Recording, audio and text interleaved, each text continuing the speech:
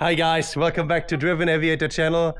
Today in this episode I want to show you how to dead stick land your aircraft. So what is a dead stick landing?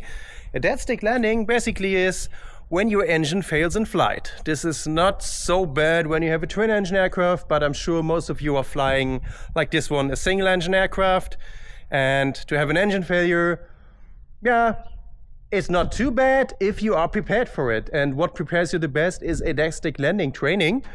So I want to show you how to land properly with a net engine. I will tell you about my differences in training, because I made training in Germany where we practice this a lot, and I made my training in America where dead stick landing was not so much part of the game.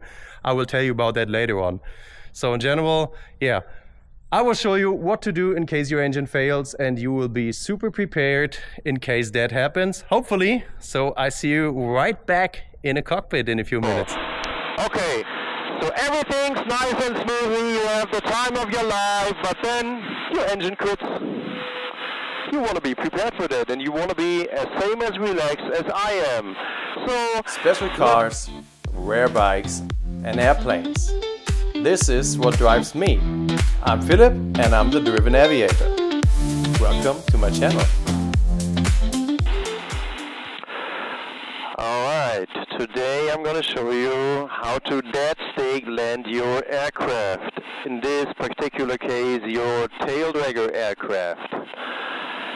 So at first, of course, we need to take off, so temps and pressures are good. Takeoff power is set, airspeed is alive, keeping it straight, raise the tail. Forgot my flaps. But this thing accelerates and gets up in the air without any flaps.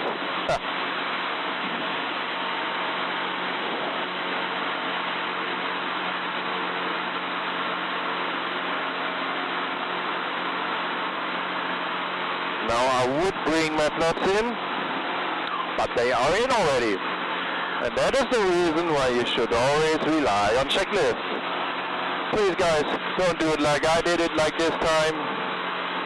Please take a checklist and refer to it.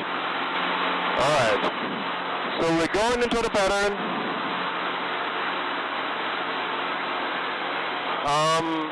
Why should you do dead stick landings? I mean, funny thing is, when I made my ultralight license, which was my very first pilot's license, in Germany, we trained dead sticks landing a whole and a lot. It was, I think it was 1/3 of my pilot training during that time was dead stick landings, or at least simulated dead stick landings. So you just chose any field around here. You imagine you have an engine failure, and then you cut power and go down. Bring it to best glide speed, which is blue line here. Have a look for best landing field. Of course, you need to check the wind before. The wind is coming from right there. So in this case, I would choose one of those fields right in front. Right, so I'm bringing back the power in now. So yeah, a dead stick landing is making sure, or a dead stick landing training makes you sure to be prepared, especially in a single engine aircraft in case you have an engine failure. And yeah, I told you about the German ultralight license. So when I came to the US and made my PPL in Florida, one of the funny things I remember is there is no dead stick landing training at all. So actually it was, yeah, more or less like simulated approaches like we did before, but no full dead stick landings. I don't know why this is. One of the instructors told me during your CPL you will do power of 180s, which is basically the last turn of your pattern in a dead stick configuration. But for the PPL students, I don't know why this is, because it gives you a lot of training. So imagine you are flying here, you have an engine failure now.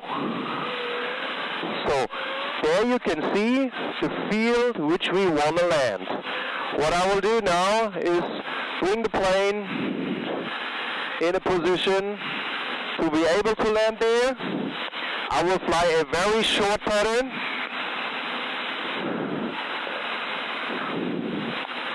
First stage of flaps.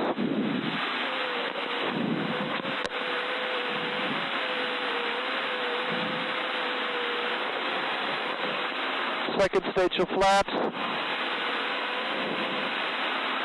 This is where we want to go. Once you reach your field,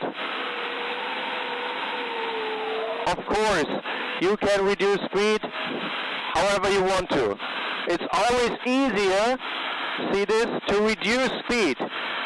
But it's really, really difficult to get more speed and more energy when you have that engine. Okay? So this is the field where we want to land now. Just a steep angle of approach. Then just flare it, flare it, flare it, flare it. Let it settle just like a normal landing. And there we are. Flaps in, and that is a dead stick landing. Just let me show you another one. Takeoff power set. Raise.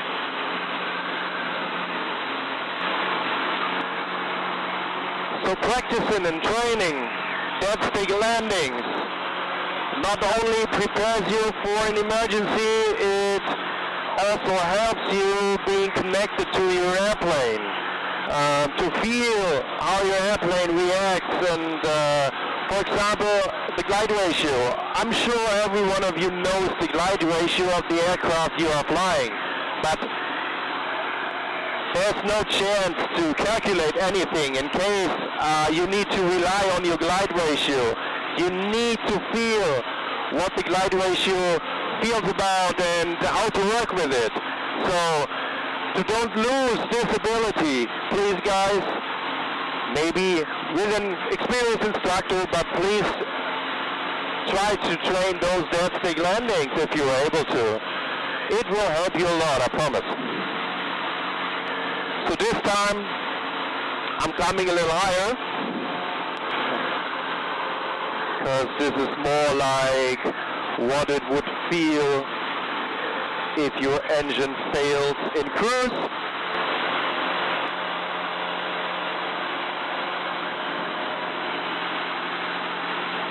So bringing back the power. Imagine you are in cruise, you're just cruising along, enjoying all the nice views, those beautiful clouds, by the way. Look at that. Indeed, they are beautiful. Okay, so everything's nice and smoothly, you have the time of your life, but then your engine quits. You want to be prepared for that, and you want to be as same as relaxed as I am. So, look at this beautiful green field down there. I want to land there. So what I will do, the wind is, pretty much straight from the west, so it doesn't matter which direction we choose, but we choose the one we did before. What I'm doing now at first is circle to land. I circle around the field in left circles because I want to have my field in sight. I want to know where to land and want to see, the distance of it. Okay? So now I'm joining pattern altitude. From this point on, it is kind of easy. You can already bring down the first stage of flaps, gives you much more lift, gives you a little more drag. Again guys, be sure not to be too far away, because once you are too far away and too low or one of those things, you will not gonna make it. You can always reduce speed and altitude, but not the other way around. Okay? Second stage of flaps. I'm just having my hand on the power in case I might need it. But right now, I don't need it. Okay. This is our elevator. Look at this sink rate. And look at this angle.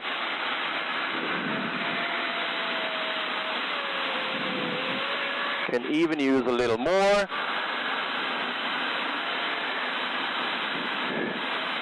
Okay, and then you reach your field. Staying with the same angle, nice and smoothly. Let it flare like every other landing you did before. Flare, flare, flare. Flare it, let it settle like this one. Okay, not my best one. Bringing in the flaps. Alright.